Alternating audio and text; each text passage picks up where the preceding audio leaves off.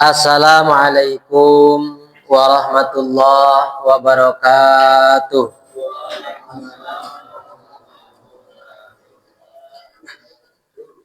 Alhamdulillahilladzi arsala rasulahu bil huda wa dinil haq liyuzhirahu ala dini kulli wa kafa billahi syahida. Ashhadu an la ilaha illallah wahdahu la syarikalah wa ashhadu anna Muhammadan abduhu wa rasuluhu la nabiyya ba'da. Allahumma salli wa sallim ala sayyidina Muhammadin wa ala alihi wa ashabihi ajmain. Rabbi israh li sadri wa yassir li amri wahlul 'uqdatam min lisani yafqahu qawli, amma ba'du.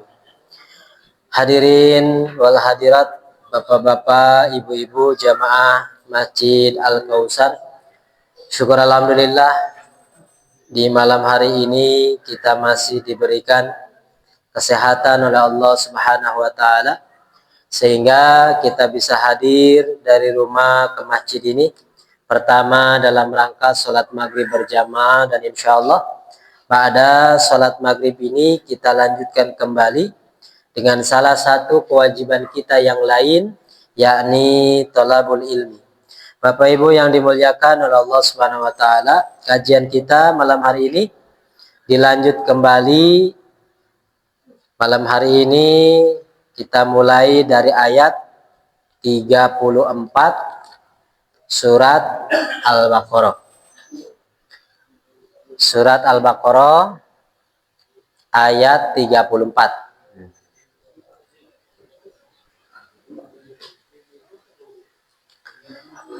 Surat Al-Baqarah ayat 34.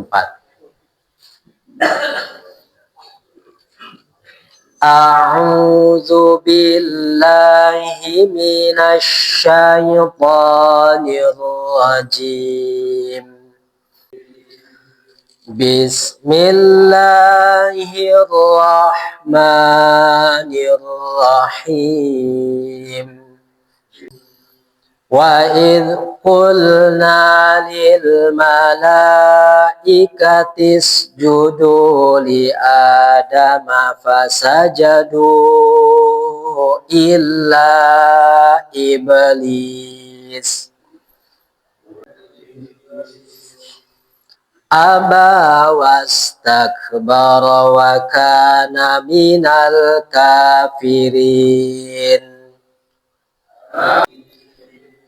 Wa qulna ya Adamu uskun anta wa zawjukal jannata wa kula minha ragadan haitsu syi'tuma wa la taqraba hadhihi syajarata fatakuna minaz zalimin.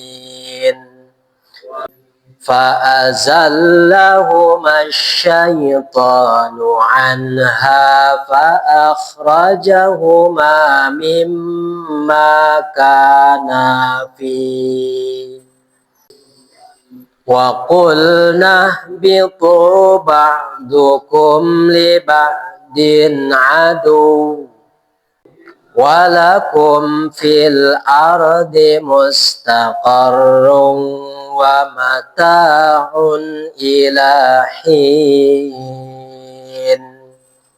Shadaqallahul azim.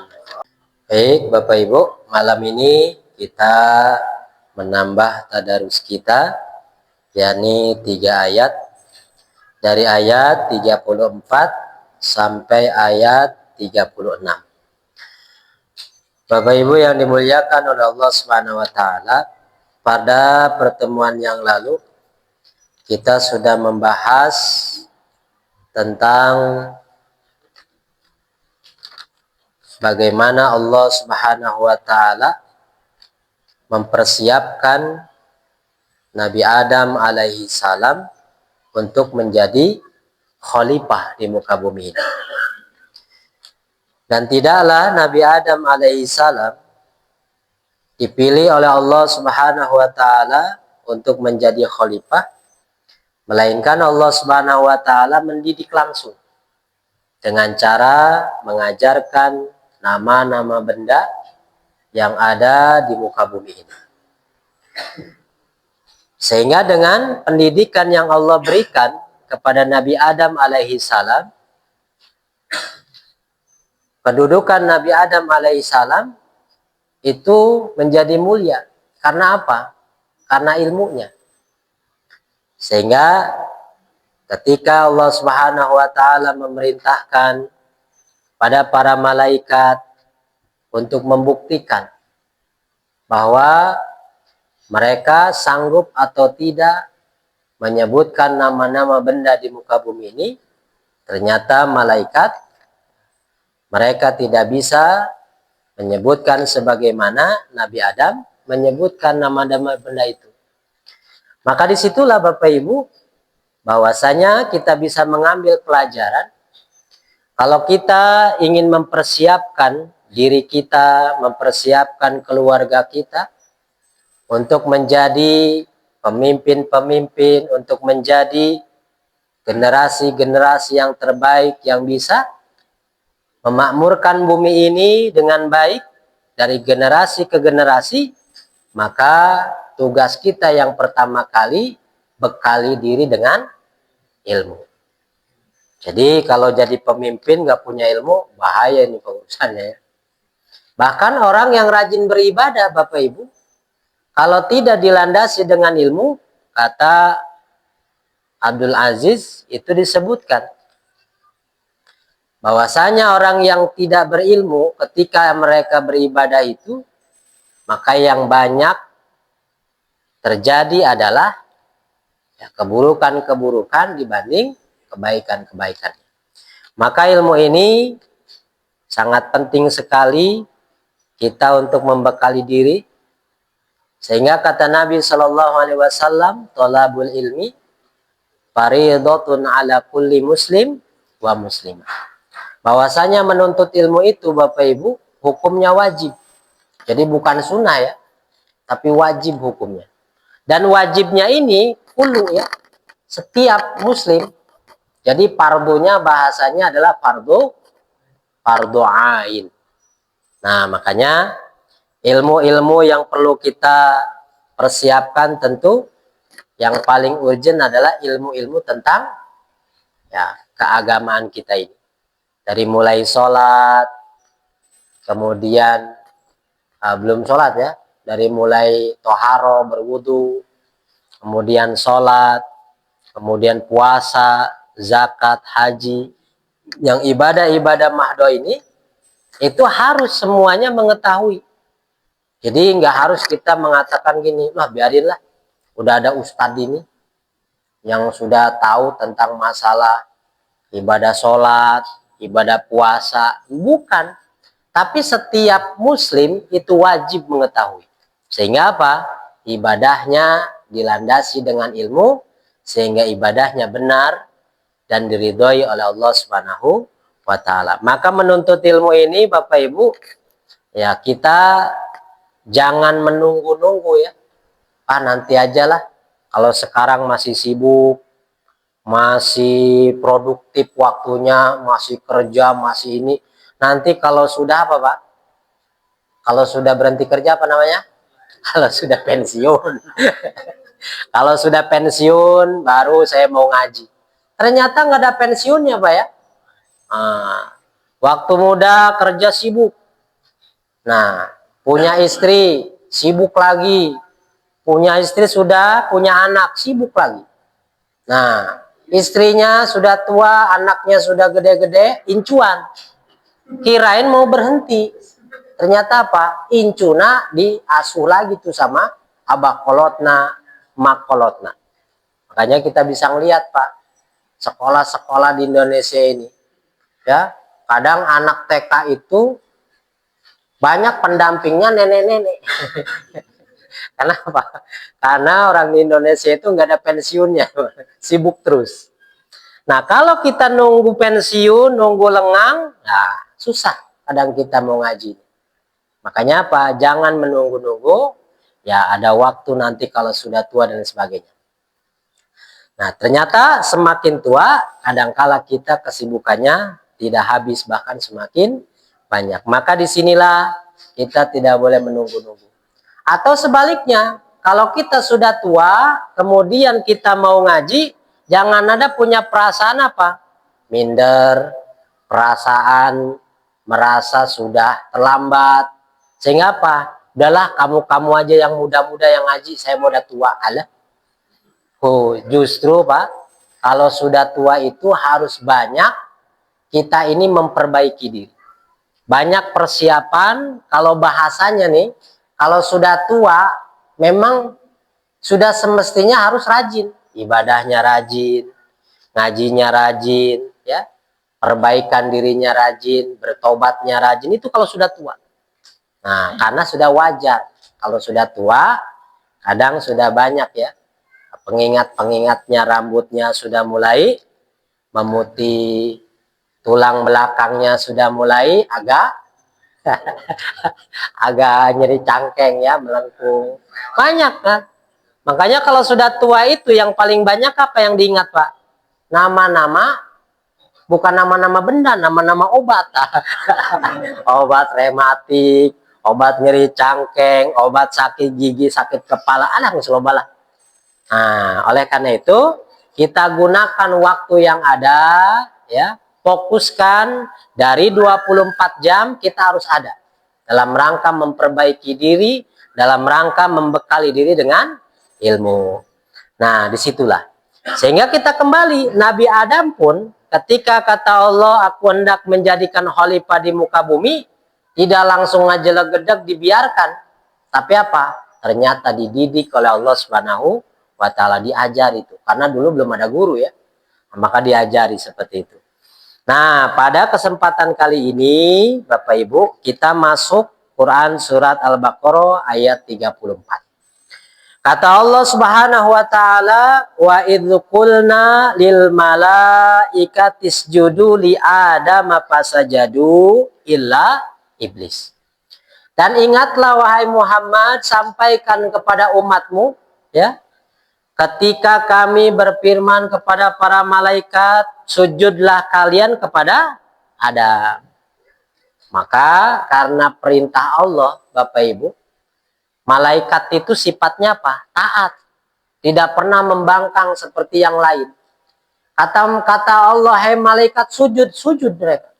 Nggak melihat siapa yang dia sujudi. Pokoknya yang dilihat, yang diingat, yang diperhatikan, yang dilaksanakan perintah Allah. Jadi kalau diperintahkan malaikat untuk melakukan sesuatu oleh Allah, maka mereka tidak pernah membangkang, langsung sujud. Maka di situ pakainya fasajadu, maka segera mereka bersujud. Nah, ternyata ada yang aneh, Pak. Siapa di sini yang digambarkan yang tidak mau sujud? Illa iblis, istisna. Dari sekian makhluk yang diperintahkan oleh Allah sujud, kemudian di situ ada makhluk yang tidak mau bersujud, yakni yang disebut dengan iblis ini. Iblis tidak mau sujud. Maka di situ disebutkan, Pak, di Quran surat yang ke-7, surat apa? Surat Al-A'raf. Nah, itu disebutkan kata Allah Subhanahu wa Ta'ala, qala ma mana'aka alla tasjuda id amartuka. Hai iblis, kenapa atau apa yang membuatmu menghalangi diri untuk tidak bersujud, padahal itu adalah perintahku kepadamu. Coba Pak, luar biasa itu kata Allah. Maka ngejawab tuh si iblis itu dengan kecerdasannya ngejawab. Kata iblis, qala, iblis menjawab, ana khairu minhu, ya, khalaqtani min nar wa khalaqtahu min tin. Kata iblis, ya Allah, ya, aku ini lebih baik dari si Adam ini. Ini kalau kita bahasakan ya. Kenapa lebih baik? Pertama, ini orang belakangan diciptainnya. Harusnya mah yang menghormati itu yang muda ke yang tua. Ieu manu kolot kak. Ora, ya. Itu satu. Aku ini lebih baik dari si Adam ini. Yang keduanya, aku ciptakan oleh engkau dari api. Api itu unsur yang panas. Bahkan di surat yang ke-55, surat Ar-Rahman, mimma rijim minnar. Dari api yang berwarna biru, saking apanya tuh Pak? Panasnya. Kalau kita punya kompor Pak, kompor gas, ai cekrek teh beureum, eta mah. Aya bermasalah eta panasnya.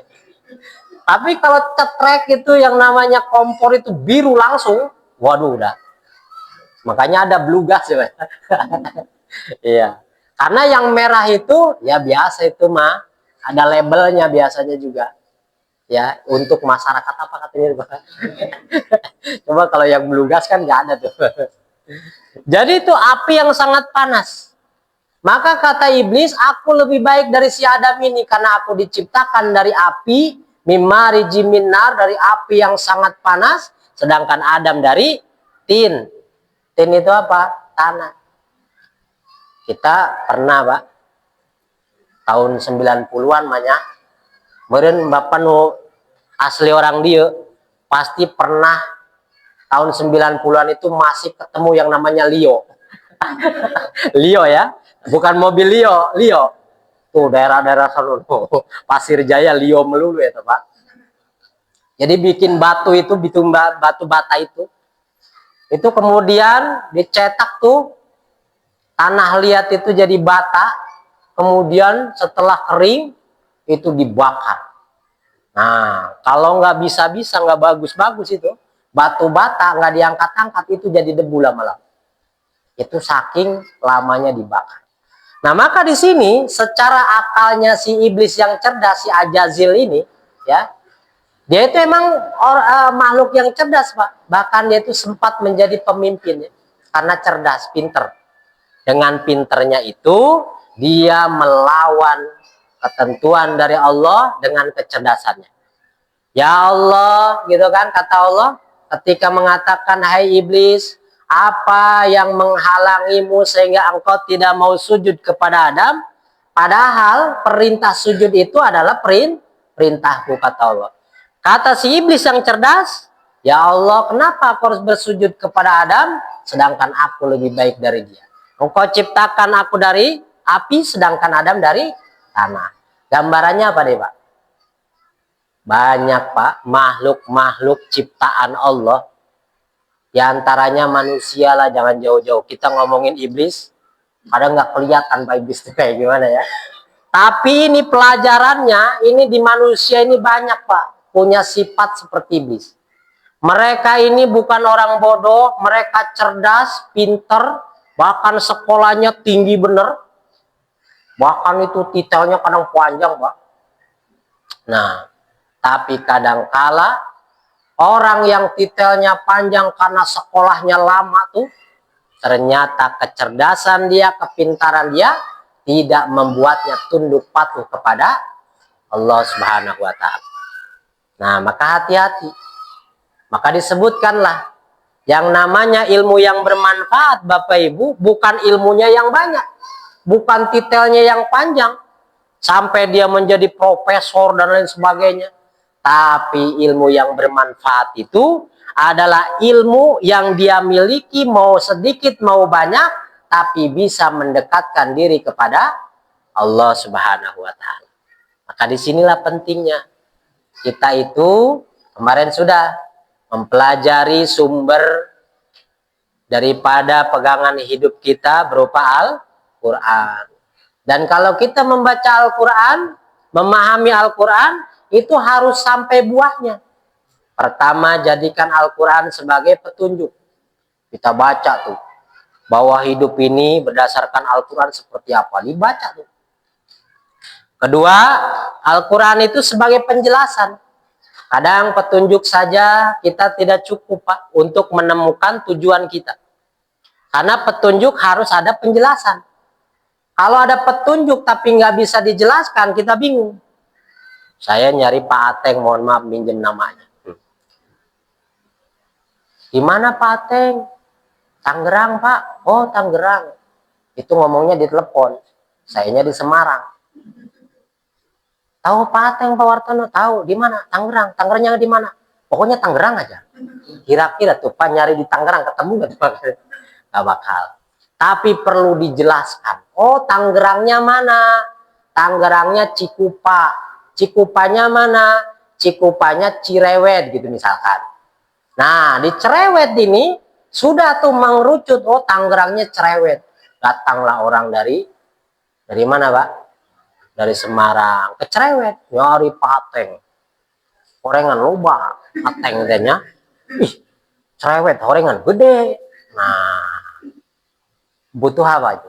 Butuh pembeda namanya purkon, pembeda mana ateng yang dicari, mana pateng yang tidak dicari. Oh, Pak Ateng yang kerja di ini, wah baru ketemu. Oh, di sana dekat Masjid Al-Kausar, ketemulah, bisa membedakan. Maka membaca Al-Quran pun, memahami Al-Quran pun seperti itu. Bukan hanya sebagai pembendaharaan ilmu, sehingga kita ini hafal Quran, pinter gitu kan, banyak dalil-dalilnya, tapi kemudian tidak dilaksanakan dalam kehidupan sehari-hari. Ilmunya banyak, tapi belum bermanfaat, sehingga dia bisa mendekatkan diri kepada Allah. Banyak orang yang hafiz Quran karena belum selesai itu sampai kepada samarotnya, akhirnya apa Pak?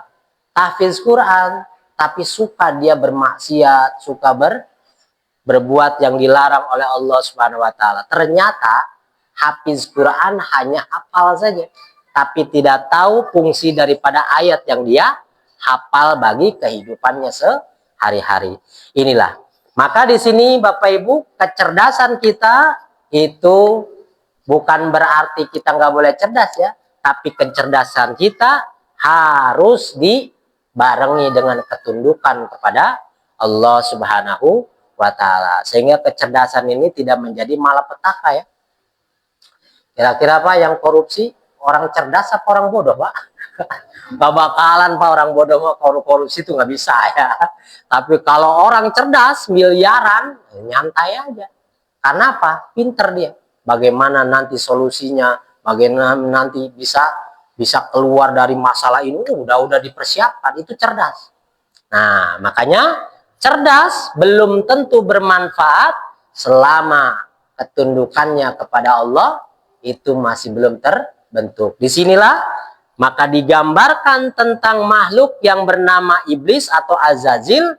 Mereka cerdas, ia cerdas, tapi kemudian karena ketundukannya kepada Allah itu tidak ada, dia pembangkang kepada Robnya, maka apa-apa yang diperintahkan oleh Allah kemudian dia tidak mau melaksanakan. Gambarannya berarti kalau manusia secerdas apapun, kalau tidak mau melaksanakan perintah-perintah Allah, apa bedanya dengan iblis? Itu pelajaran bagi kita. Nah, jadi jangan jauh-jauh. Aba wastakbara wa kana minal kafirin. Kita kadang bertanya, kenapa sih orang cerdas seperti iblis itu kemudian dia menjadi pembangkang kepada Allah? Padahal kecerdasannya Allah yang memberi, kemampuannya Allah yang memberi. Kenapa dia tidak mau tunduk patuh kepada Allah? Ternyata ada dua sifat Pak, yang bisa menghalangi ketundukan seorang hamba, seorang makhluk kepada Tuhan. Yang pertama adalah aba. Aba itu apa sih? Males, enggan, males. Ternyata ini favorit kita Pak ya. Mau sholat subuh, aba, males. Jubur benu nangtung. Korengan mata mah peureum kene. Bisa diuk kieu. Kelamaan duduk tidur lagi tuh. Ada nih yang mulai apa Pak, merayap. Sudah bagus dia bangun jam 3. Sholat tahajud. Hari subuh kalewat. Ini juga perlu diperbaiki ya. Jadi kita perlu hitungan Pak. Biar nanti sholat malamnya kena, sholat subuhnya juga kena. Sholat malam memang bagus, tapi dia adalah sunnah. Sholat subuh walaupun 2 rakaat itu adalah wajib. Jangan sampai sunnahnya kena, wajibnya lepas. Makanya apa? Perhatikan kemampuan kita ini. Oh, kita nih kalau kuatnya kita mulai naik dulu nih, setengah 4 bangun. Ya, males tuh Pak. Mau bangun itu berat rasanya. Awas. Kalau kita mengikuti males, badan kita pengennya tidur kan, kalau badan tuh pengennya tidur ya. Tapi kalau ruh pengennya bangun menghadap Allah. Nah, kalau kita mengikuti rasa males kita, maka kita akan menjadi pengikut iblis. Nah, itu satu. Yang kedua yang membuat orang itu tidak mau taat kepada Allah, istikbar. Nah, istikbar. Bukan istighfar ya, beda. Istikbar, istighfar. Jangan salah ngomong. Anda harus banyak istighfar misalkan. Jangan istighbar, antum harus banyak istighbar. Waduh, suruh sombong dong ya. Nah, jadi yang kedua, yang bisa menghalangi kita untuk taat kepada Allah adalah sifat sombong, Pak. Orang diajak ngaji, kalau udah sombong, ngaji guru nasaha orang Pasir Gadung, alah biasa kita mah profesor Pak. Kita biasanya kita kiai yang punya pesantrennya 5 baru kiai, baru itu ngaji. Tapi kalau masih ustadz kampung gitu kan, kayaknya nggak level bener ini. Nah itu sombong, ada perasaan bahwa dirinya lebih baik dari yang lain, kayak tadi tuh, kayak si iblis, ana khairum minhu gitu kan. Nah ini adalah sifat yang harus dijauhi dari kita. Dari ayat inilah kita belajar. Maka kata Nabi Shallallahu Alaihi Wasallam, ya, siapa yang hatinya masih ada kesombongan, walaupun sebesar zarah kecil, maka dia tidak akan masuk surga. Itu luar biasa. Kesombongan. Kenapa?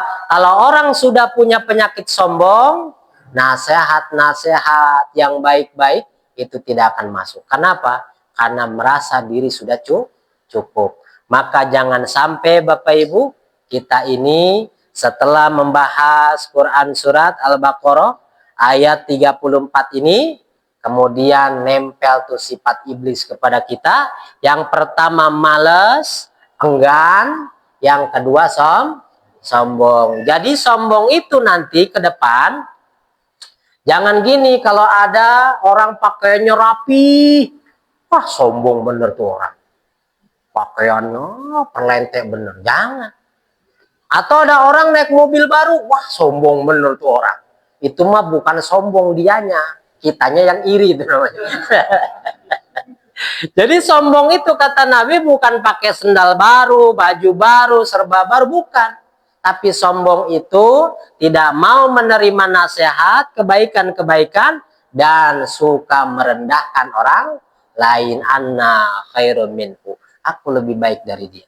Kalau udah ngomong aku lebih baik dari dia, mau ngomong apa nih si cecere, gak bakalan didengar, karena aku lebih besar, lebih hebat, lebih sempurna, lebih baik, lebih berilmu dan sebagainya.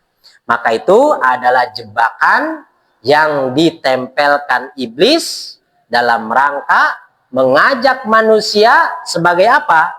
Wa kana minal kafirin, supaya manusia itu yang kena aba wastakbar, dia pun sama seperti iblis menjadi orang-orang yang kafir. Nah, nauzubillah Pak ya. Nah itu sedikit Pak. Jadi iblis mah pakainya itu apa? Ya pakai tipu daya seperti itu.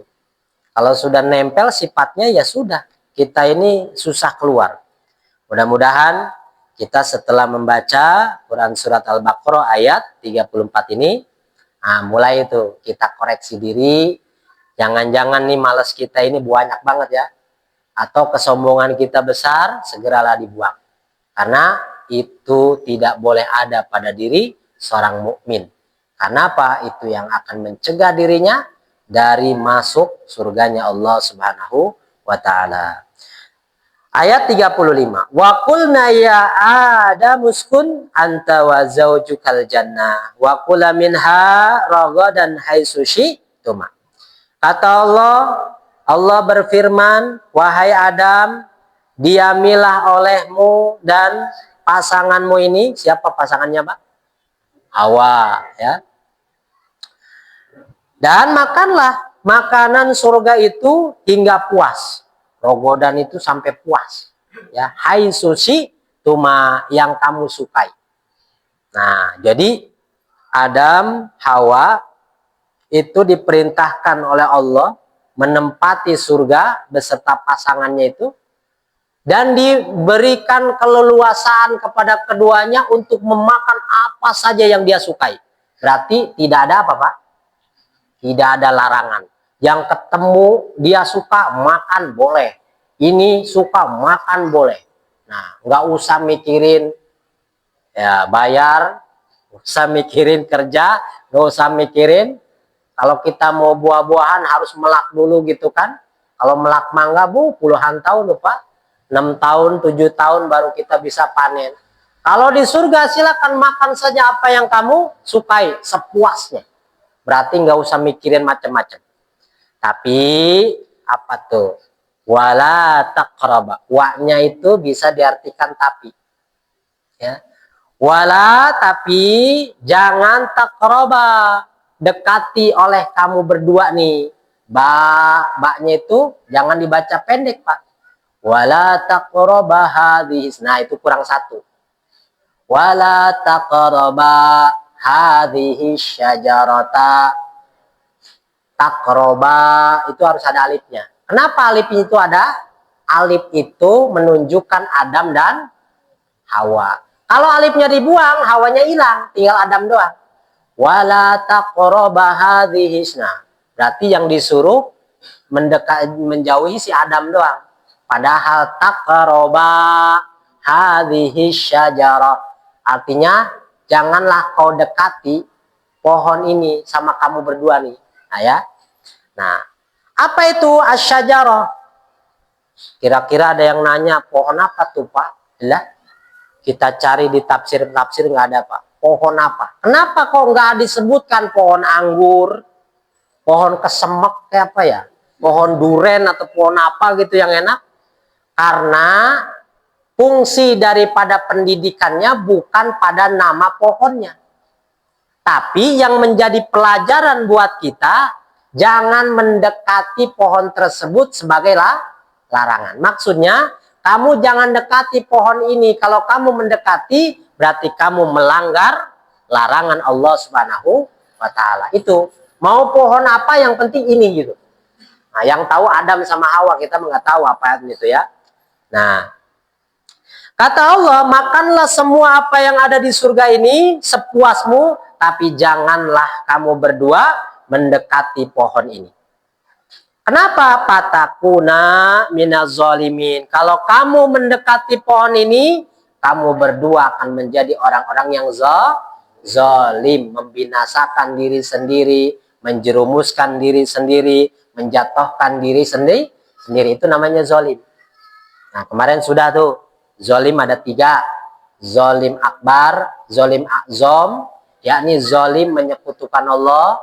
Zalim ausat, yakni zalim kepada orang lain. Zalim yang terkecil adalah zalim kepada diri sendiri. Ini salah satunya. Nah, yang kecil aja, Pak, fatal nih. Gimana kalau yang besar gitu kan? Nah, kata Allah, janganlah kamu dekati pohon ini. Kalau tidak, ya kamu akan menjadi orang-orang yang zalim. Nah, itu dari sekian yang dibolehkan oleh Allah, cuman 1 larangannya di surga. Kira-kira lulus nggak Tina Adam nih? Kira-kira lulus nggak, Pak? Aduh, etalah manusia ya. Nah, kita masuk ayat selanjutnya. Fa'azallahuma syaitanu. Nah, syaitanu berarti setan menjerumuskan keduanya. Kenapa setan itu menjerumuskan? Lihat tulisannya. Asyaitonu. Kalau nu doma berarti setan ini pelakunya, fa'ilnya.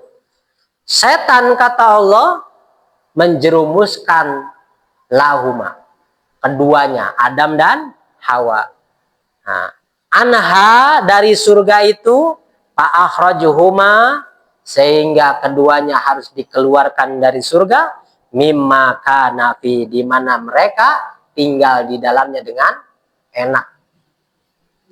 Pertanyaannya yang menjadi pelajaran kita Bapak Ibu, bagaimana sih cara syaitan, cara iblis menjerumuskan fa'azalahuma itu, menjatuhkan Adam dan Hawa itu?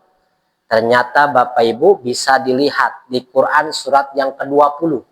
Ayo, surat apa tuh Pak? Nah, Toha. Nah, surat Toha. Ini kalau santri dulu, kalau belajar tajwid, ini suka disambung Pak. Bismillahirrahmanirrahim. Toha.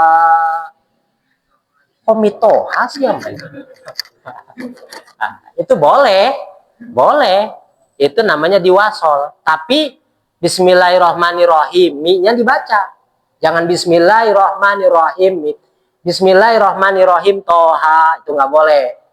Kalau mau diwasol jadi hidupkan, kalau mau berhenti waqaf dimatikan. Bismillahirrahmanirrahim, berhenti waqaf. Toha. Tapi kalau mau diwasol diteruskan, mi-nya dibaca. Bismillahirrahmanirrahim. Toha. Wah, kalau zaman dulu Pak, waktu saya masih belajar kayak gitu, ngaji tuturutannya Pak dulu Maya, itu guru saya nggak boleh menerjemahkan Al-Quran itu. Jangan, Pak Mali. Nah, jadi kebanyakan orang-orang dulu itu karena tidak boleh menerjemahkan, maksudnya sih bagus, biar dia bagus dulu tuh baca Qurannya. Cuman kalau sampai tua nggak boleh nerjemahin, bahaya juga gitu kan. Nah, sampai-sampai Pak nih, istri saya lahiran Pak, di rumah sakit. Ini 2 ruangan Pak, ini istri saya, yang ininya sedang lahiran nih. Wow, teriak-teriak sakit gitu kan, bu. Pada datang se-RT tuh keluarganya. Yang jadi perhatian saya sambil nunggu istri nih di sini, sambil dengerin yang di samping, ada emak-emaknya ngajarin tuh yang mau lahiran. Neng, baca Neng. Alam taro kaifa fa'ala rabbuka. Alam taro kaifa fa'ala rabbuka. Maksudnya paham nggak Pak? Dia mau lahiran susah, ngeden-ngeden belum keluar-keluar, suruh dibacakan surat Al-Fil.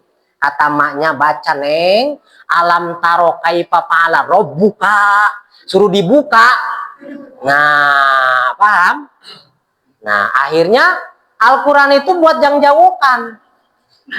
Jadi apa yang dibaca tapi pikirannya buat yang jauhkan, asal ada kata robuka aja disamain.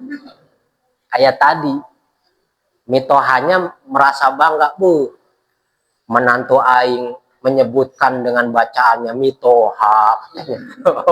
Padahal mah itu belajar tajwid ya. Nah, ini perlu Pak pembahasan ini supaya Pak kita itu jangan sampai menjadikan Al-Quran itu seperti itu. Dibacanya itu sedengar kita aja. Oh, ternyata surat Al-Fil itu bacaan untuk memperlancar lahiran. Kenapa? Ada kata rob buka. Nah, kalau nenek saya nggak begitu Pak. Kalau lagi jalan ke hutan, nih nang sini nang katanya. Kan orang Jawa ya, nang sini nang. Kalau mau lewat nih, yang ruyuk-ruyukin ini, takut ada ular tanah. Dulu kan banyak ular tanah ya. Nih bacain Selasa Rebokem. Apaan tuh Nek? Udah baca aja, nggak bakalan dicocok sama ular katanya. Kenapa? Mingkem katanya, Selasa Rebokem. Jadi ularnya itu mau macok itu dia langsung Selasa Rebokem gitu kan. Aduh, itu orang dulu begitu Pak, cara-cara mengajarkan. Nah, kita itu nggak seperti itu. Padahal kalau kita bahas Al-Quran itu bukan itu yang dibahas ya. Oke, jadi syaitan itu bagaimana dia menggelincirkan Adam dan Hawa?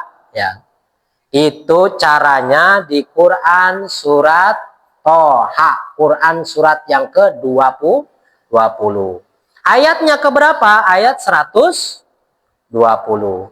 Kata iblis, Allah Subhanahu wa taala menyampaikan, pawaswasa ilahi syaiton. Syaiton mewaswas, waswisu, whispering, apa tuh Pak? Ngebisikin, bisik-bisik. Awas Pak nih, kalau ngomong 3 orang jangan suka yang 2 orang bisik-bisik. Yang ketiganya sakit hati. Ngomong kena aing ya jelema ya. Nggak boleh.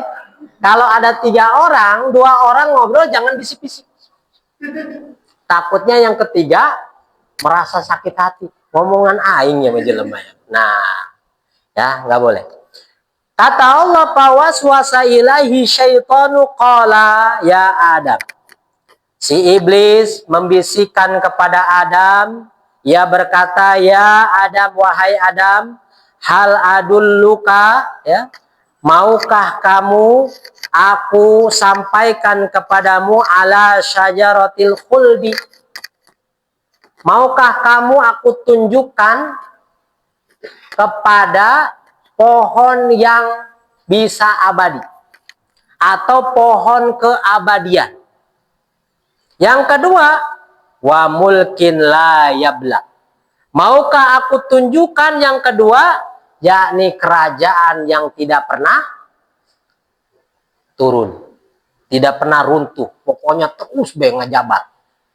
Nah, Pak, inilah yang bisa menggiurkan sifat cara iblis untuk merayu Adam dan Hawa, sehingga mereka keduanya tergiur dengan 2 bahasa tadi. Perhatikan di awal suratnya yang tadi itu, kata Allah, ya Adam. Kalau tadi kan si iblis tuh ngomongnya. Kalau ini Allah, ya Adam, uskun anta wa zaujukal jannah wa kula minha ragadan haitsu syi'tuma. Wahai Adam, tempatilah surga ini, makanlah apa yang kamu sukai sepuasmu di dunia, di surga ini. Tapi janganlah kamu dekati ini. Yang disampaikan oleh Allah itu masalah makanan, minuman, kepuasan itu. Maka Ajazil ini cerdas, Pak. Allah tidak ngasih tahu tentang 2 hal. Apa itu?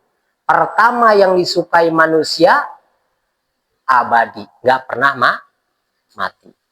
Yang kedua, jabatan yang tidak pernah turun. Kan Allah cuma suruh makanlah semua yang kamu sukai, tapi ngapain bisa makan enak, ya?